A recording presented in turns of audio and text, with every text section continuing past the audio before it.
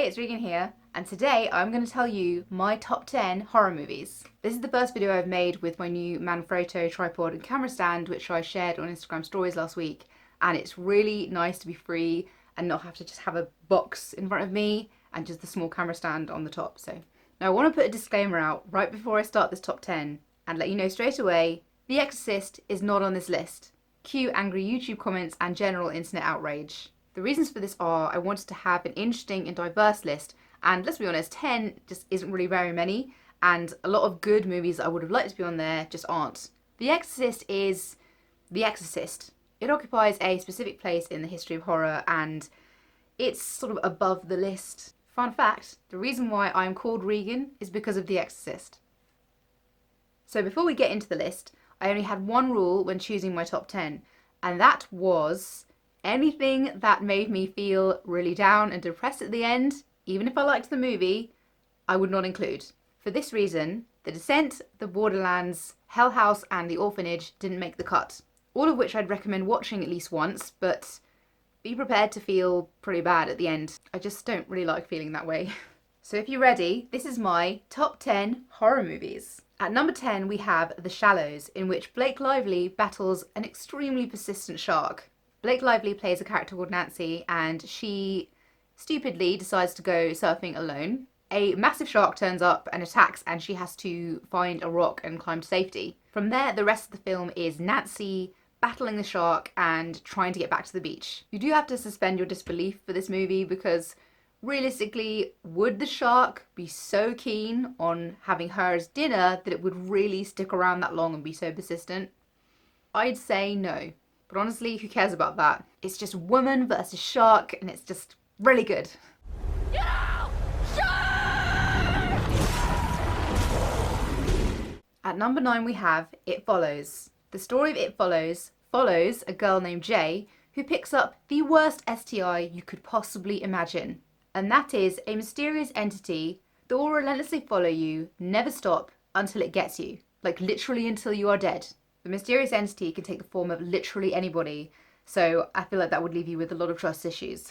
This film works on such a good primal level. Like the idea that, you know, something is constantly following you and you might stop somewhere for half an hour and you know that thing is still on its way. It doesn't care what you do. It doesn't care that you need a rest. It just is relentless and it doesn't stop.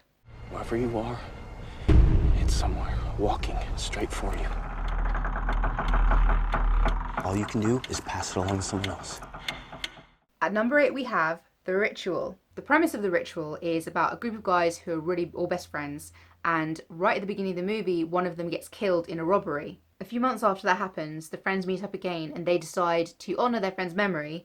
They're going to go to Sweden and go hiking in the forest because he wanted to do that. So they find their way to Sweden, they go on this hike, they make it to a forest, and scary things happen. Okay, I know what you're thinking, right? A bunch of dudes in an isolated forest, scary things happen. Oh, okay, great. You know, I realise that this is a well-worn concept, but honestly, I can't tell you, this movie really blew my mind. Sure, it starts off as you expect, but even those parts, I feel the scares were done really effectively. And without spoiling the movie, it goes off in this like whole other direction, and a lot of the time I was watching the film going like, what? Like, what am I watching? Look, we go southwest through here. We cut the journey in half. What, through the forest? Yeah, why not? Number 7 is Paranormal Activity. I didn't see it when it first came out, but I think I saw it when like the third one was out and the first one happened to be on TV. I think by the third one people were getting a bit bored by the Paranormal Activity films. I don't know, I hadn't heard many great things about them. Anyway, it was on TV, so I decided to give it a chance, and I was really quite impressed. I was really chilled. Not chilled like relaxed, chilled like freaked out. If you haven't seen Paranormal Activity, and chances are you have, it's about a couple that move into a new house and they start to sense a possible supernatural presence, weird things start happening, and they decide to set up cameras around the house to get evidence. So of course a lot of creepy things happen where stuff happens when they're not in a room, or things happen at night when they're sleeping and they see it later on the playback, which is just, ugh. It's Paranormal Activity, so there's not much more to say about it. Just give it a chance. Hearing a weird sound. Something's here. I feel it breathing on me. Number 6 is Disturbia. It stars Shia LaBeouf as a boy named Kale who gets into trouble at school and because of that finds himself placed under house arrest. He gets really bored, so he decides to start spying on his neighbours, and as he sees something suspicious one day, he thinks that one of his neighbours is a serial killer. While I guess you could argue that this is actually more of a thriller than a horror, I believe that it is a horror thriller. I've seen it a number of times and I'm always impressed with it, so more films like this, please. How many other perfect little houses hide really twisted secrets? Wait a minute. At number 5 we have the infamous Ringu, also known as The Ring.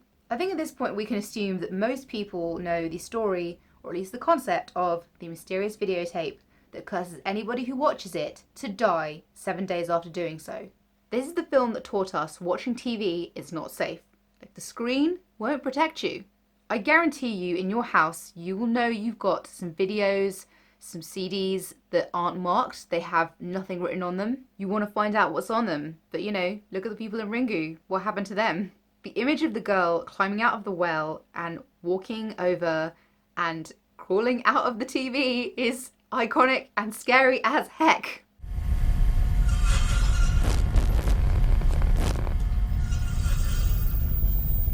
Number 4 is Whistle and I'll Come to You. Whistle and I'll Come to You is based off a 1904 ghost story written by the legendary writer M.R. James, who was very well known for writing many a chilling tale, and I encourage you to look him up immediately. This story was first made for TV in the 60s, but I haven't actually seen that version, so I'm specifically talking about the 2010 version. The wonderful John Hurt plays a character called James Parkin, who on his own goes to stay in a hotel, which is kind of a beach resort, and it's in the off season, so it's pretty much a ghost town. Like, there's just hardly anyone there. He goes for a walk on this deserted beach, and he finds a ring that has an inscription which says, "Who is this? Who is coming?" He takes the ring back to his hotel room, and after that he starts hearing unexplained noises and seeing ghostly apparitions. I think there are a lot of movie executives that think horror just needs to be really in your face, like crash, crash, smash, smash. You've got to have jump scares all the time because, you know, if something big isn't happening, it's not scary for the audience. And Whistle and I'll Come to You is just such a good example of why that is totally wrong. There are things that happen in this film that, due to my conditioning from some of those movies, when I watched this for the first time, I was expecting certain things to happen that didn't necessarily happen, and then other things took me by surprise. It may only be 50 minutes, but seriously, this packs a real punch, and I'm just getting chills thinking about it. Go away, please, go away! Number 3 is Poltergeist. Poltergeist is a classic 80s horror film about an ordinary suburban family being tormented in their house by ghosts. This film sort of has everything. It's got creepy child, fear of what's under the bed in the form of a toy, which also happens to be a clown, attacking a child, creepy tree outside your house tapping on the window, skeletons in swimming pool. What does this film not have in terms of horror scares?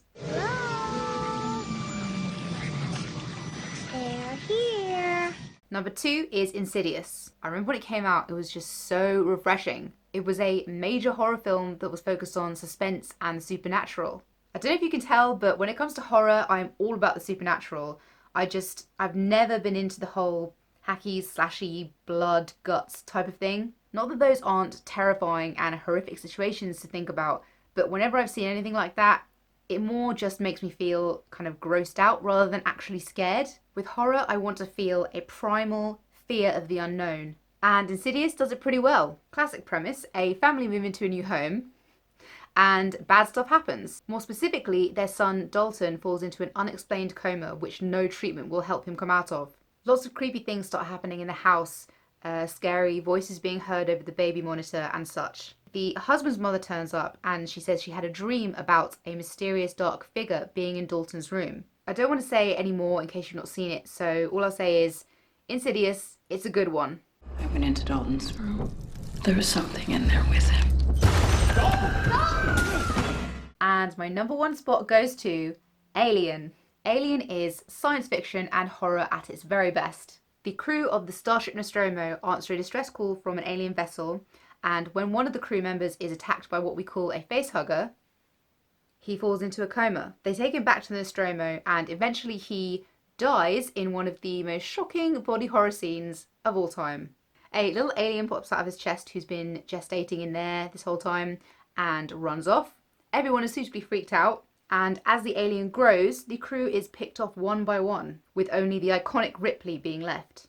In space, you are isolated and no one can hear you scream. The Starship Nostromo has dark, menacing corridors with flickering lights, and the creature, the alien itself, is one of the most iconic designs of all time. And in the now extinct Great Movie Ride, RIP, the alien section was my favourite, because in the few minutes that you were in that portion of the ride, you really got to feel what it would be like to be there and be tormented by this alien that can come at you at any time. Side note, does anybody actually know what happened to the two aliens that featured in the Great Movie Ride? One other thing I've got to mention about Alien is the amazing game called Alien Isolation. It's a horror game, obviously it's Alien, and it is just so good. I can't tell you how scared I was playing that game. It is heart-poundingly scary. Like, you've got your little handheld thing that has the little beeper that tells you how close the alien is to you. It's like beep, beep, beep, beep, beep, beep, beep, beep. And so you're just like, Seriously, there were portions of the game where I actually thought, you know what? I'm gonna have to stop. I can't do this. Alien. Amazing sci-fi, horror, just brilliant.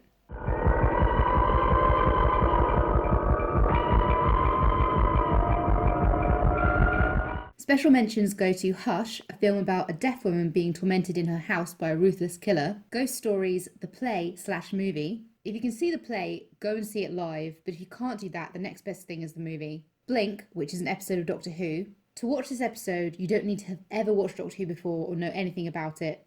Brilliant villain, brilliant concept, you won't regret watching it. Under the Shadow, Night of the Living Dummy 3, and as a special request from my brother, Tinker Tailor Soldier Spy, because he is truly terrified at the prospect of having to watch it again.